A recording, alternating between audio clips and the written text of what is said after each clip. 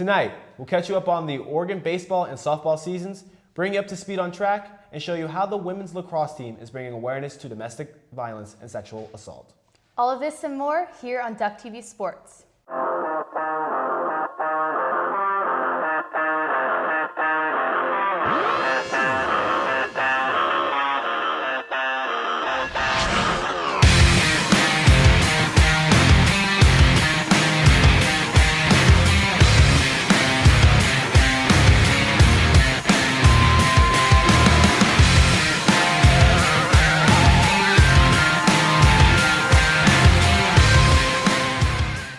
Welcome to the spring term edition of Duck TV Sports. I'm Deuce Woodson. And I'm Bella Manning.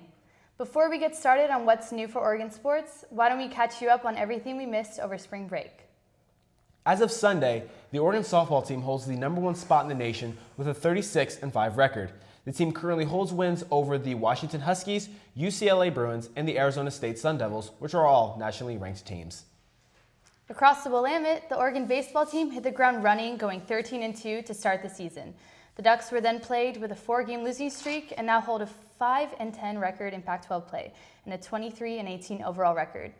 With over half of the conference games remaining, the Ducks look to pick up the momentum and finish the season strong.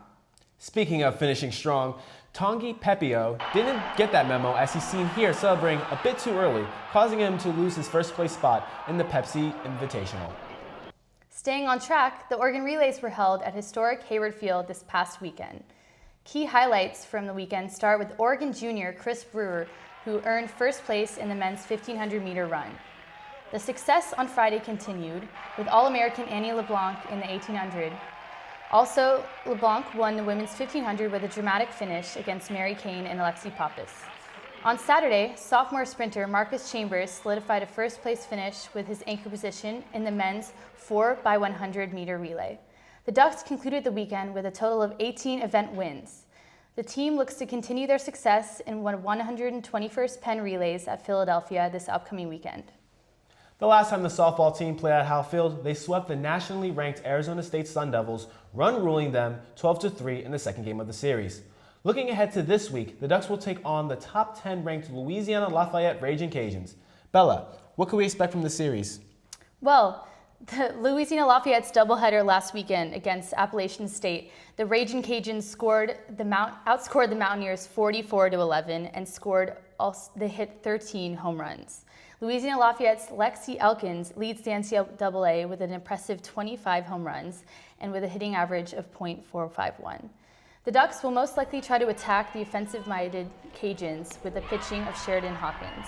She has been blowing pitches past hitters all season long with only 4 out of 29 games that she allowed more than 4 home runs. Carissa Hovengay is also a solid option for Mike White after pitching well in relief for the Ducks. Expect a lot of offensive fireworks from both sides, and also look out for both Coral Costa and Jerry Ann Glasgow with the long ball. Costa leads the Ducks with 12 home runs, and Glasgow has held 2 multi-home run games so far this year. So if any team can score on Lafayette, it's the Ducks. Yeah, and you said it. The offense with the Lafayette offense and the Oregon pitching, it should be a great series. Definitely. So now for a quick history lesson. Before the softball team took over the mound, Howe Field was originally the home of the Oregon baseball team from 1936 to 1981. Currently playing at PK Park, the baseball team has not quite met expectations for this 2015 season.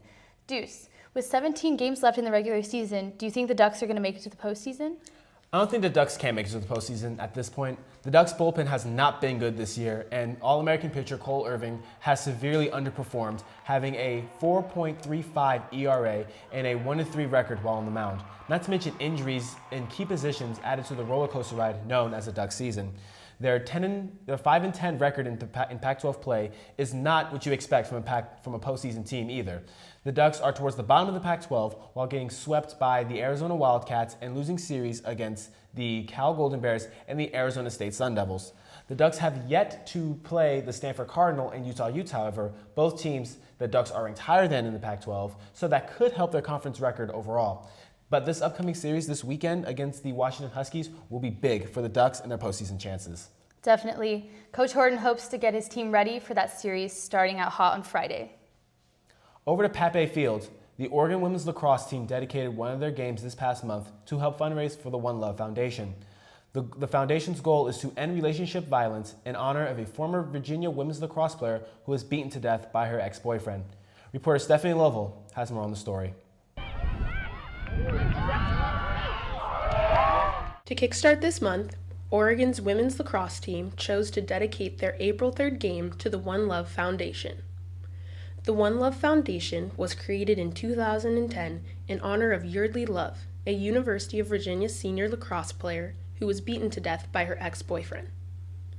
Through the use of educational content, workshops, and volunteer services, One Love's goal is to end relationship violence through motivating the younger generations to engage in a movement for change. This past fall, we did the Yards for Yardley campaign, where you dedicate, 1 million yards and run 1 million yards in memory of Yardley, and just really connected as a team during that, and loved getting to just dedicate, our legs and our running to, this amazing girl whose life was ended too early. And so, just super glad to get to, dedicate this game with USC to that foundation, just to raise awareness and just get the word out about this foundation.